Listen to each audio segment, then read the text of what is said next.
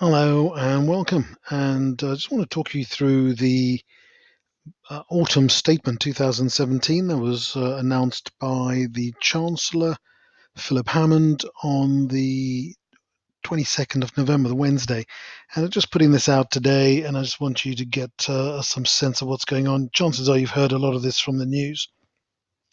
And as you probably know, a lot of the detail is hidden in the fine print, which will come out in the next 2 or 3 months.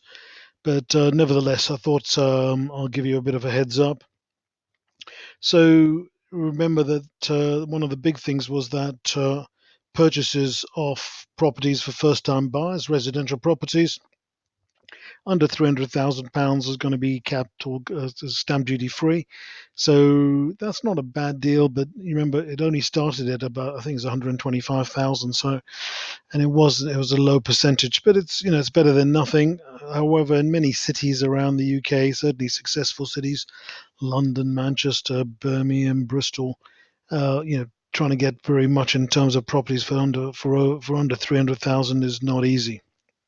So that's the first thing. The next one we want to talk about is personal allowances. They have been increased to £12,500, which is great, and higher rates 46,300, which is good. This is going to start in the 2020. So we're going further and further out now in these budget announcements, as I've mentioned before. National insurance rates, no changes there between tax or national insurance. They're staying the same. The £150,000 threshold for the higher rate still stays. So those of you earning that will still end up with 45,000, not more. In terms of R35, the the rules may be extended to the private sector. This was always coming. Last year, anyone working for the public sector, we have contractors who work in consulting for the government, for the health service, for different government bodies. All of them were forced to pay PAYE on their income from those sources, even though they had a private limited company. This is likely to be moved across to the private sector. It's another example where the Conservatives are doing a whole load to tax people that got away from IR35 has been on the statute books for you know 15 years. So governments of both persuasions have had it on the statute books and have done nothing with it. In the last 5 years, Cameron and George Osborne, and now of course, Philip Hammond have started making this bite, and it certainly has a bite. To all of those of you who have limited companies and are contractors, please be aware that this is coming down the line.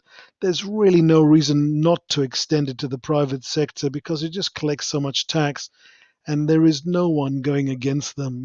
The Labour government is not going to go against this, where if it means collecting tax from high-paid consultants selling their services to government and the NHS. It's just never going to happen. There's some changes to diesel in company cars. I know a lot of my clients don't have diesel in company cars, but I put that in for the few that do. Have a read of this and see how it affects you. EIS is increased for investment in tech businesses. The enterprise investment scheme really useful. If you got some money to invest in qualifying EISs, then this is going to be something you want to look at with me in due course. Of course, R&D is something that's been neglected a lot of the time. Now, if you're in a business, and sometimes you haven't opted for a more close association with us, so we don't really know exactly how you do what you do, but chances are some of you may be inventing processes, putting two processes together, making them better, making them more efficient, making them more environmentally friendly. Whatever you're doing in business, if you're doing some R&D which is unique and has the potential for making things better for your business and hence UK PLC, make us more productive, you get an uplift in your cost for tax relief, which means you get a higher uh, rate of tax relief than otherwise you might. So if you spent £1,000, you're going to get an extra 12%. So £1,120 tax relief instead of just 1,000. So talk to me if you think you are doing any R&D.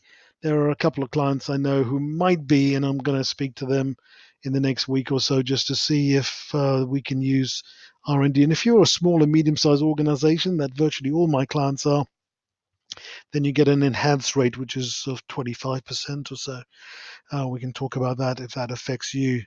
VAT registration still frozen at 85 and deregistration 83. Hasn't changed for that. You want to make sure that you're aware that making tax digital is coming down the line.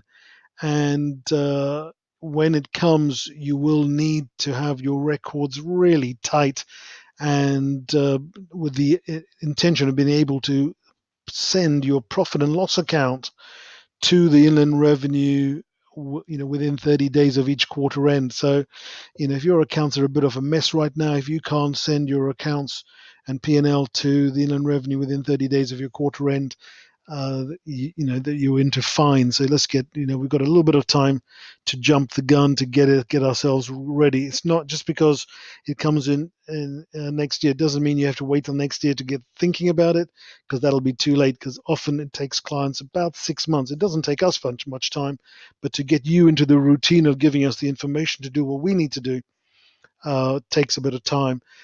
Because you've got a business to run, of course, and a family to run, and a private life to run.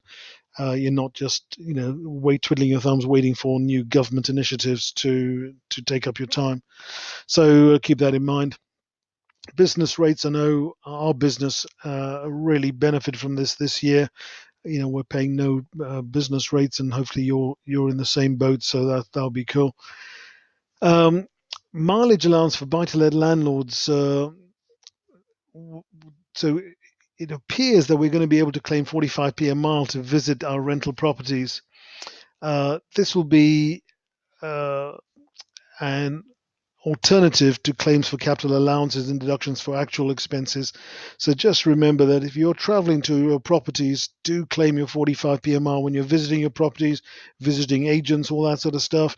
It's going to save you some money, especially now that wear and tear allowance is gone. You can't claim wear and tear on letting a property for on a furnished basis. You can't claim that 10% anymore. That was really good.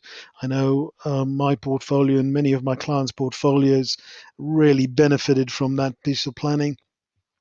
And also now interest rates, of course, interest charges on mortgages are being depleted, so you're not going to get the same deductions for your interest charges. And so you may want to start looking at your strategy for your buy-to-let portfolio for the coming years, because it is going to bite, and many clients just are really closing their mind to it, but it is going to bite, and you do not want to be surprised by it. You want to take this by the horns and lead it. There's some other deadlines and stuff here on this thing.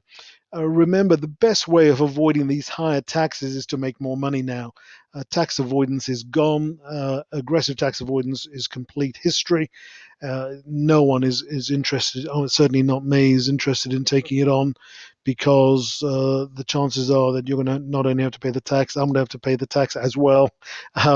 And a lot of the providers in the market would also have to pay the tax. So there's going to be such a penalty that everyone's disappeared out of the market. And if anyone is still trying to promote tax avoidance, please talk to me first, because chances are they are just doing it for the quick buck, and they're not going to be in it for the long term to support you, as we found out to our costs and clients' costs over the years. People just disappear out of business. They take your money, they do the planning, and then they run. And that is not good for you, or for me, or for business, or for cash flow.